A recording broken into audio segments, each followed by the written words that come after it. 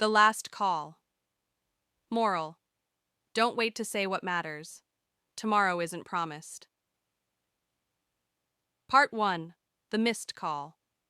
It was a Tuesday evening when Zayan noticed 3 missed calls from his father. He stared at his phone screen, annoyed and a little guilty. Work had been overwhelming that day.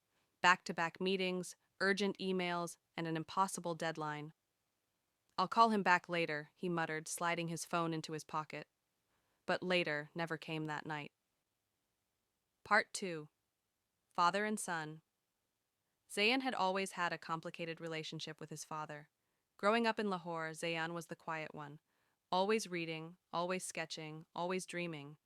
His father, Abdul Wahid, was a former army officer, strict, stoic, and painfully practical. They never really understood each other. Zayan wanted to be an artist. His father wanted him to be an engineer.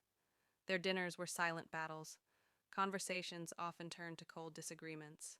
And yet, every morning, his father would quietly place a glass of milk next to Zayan's school bag. Not a word, just a gesture. Part 3. Leaving home. When Zayan moved to Karachi for university, the calls from home came often, but most were from his mother. His father would sometimes speak, but only briefly. "Are you eating properly? Did you check the tire pressure on your bike? Don't forget your prayers." Not, "I miss you." Never, "I'm proud of you." Still, he never missed a tuition payment. Never forgot Zayan's birthday, though he'd just say, "Check your account." Zayan built his life away from home. Got a job in a creative agency, moved into a sleek apartment, fell in love, got engaged. He kept meaning to visit, but life was always busy. Part 4. The call that came Wednesday morning, 7:42 a.m. His phone rang. It was his chacha, uncle. "Zayan beta, your father had a heart attack last night." The world stopped spinning. Zayan couldn't remember how he got to the airport, or the flight, or even the ride to the hospital in Lahore. But he remembers the silence in the hallway, the smell of Dettol, the way his mother's eyes were red, swollen. "He kept asking for you," she whispered. "He tried calling." Zayan's knees gave out. Part 5. A quiet goodbye. They let him see the body. His father looked peaceful. His hands were folded neatly on his chest, those same hands that once taught him to ride a bicycle, and once slapped him for saying, "Art is my future." Zayan held his father's hand. Cold. Still. Heavy with unspoken words. "I should have answered," he whispered. "I should have come home more. I should have told you I loved you, even if you couldn't say it back."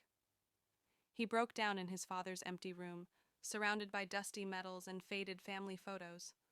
On the side table was an envelope. Part 6. The letter.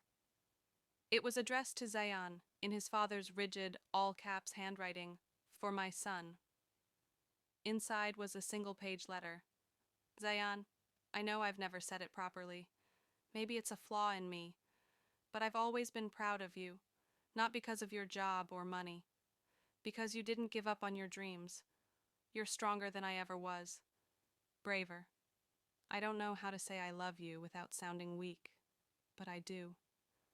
I always have. That's why I called. Just wanted to hear your voice once. Take care of your mother, and take care of that girl you love. Forgive your old man."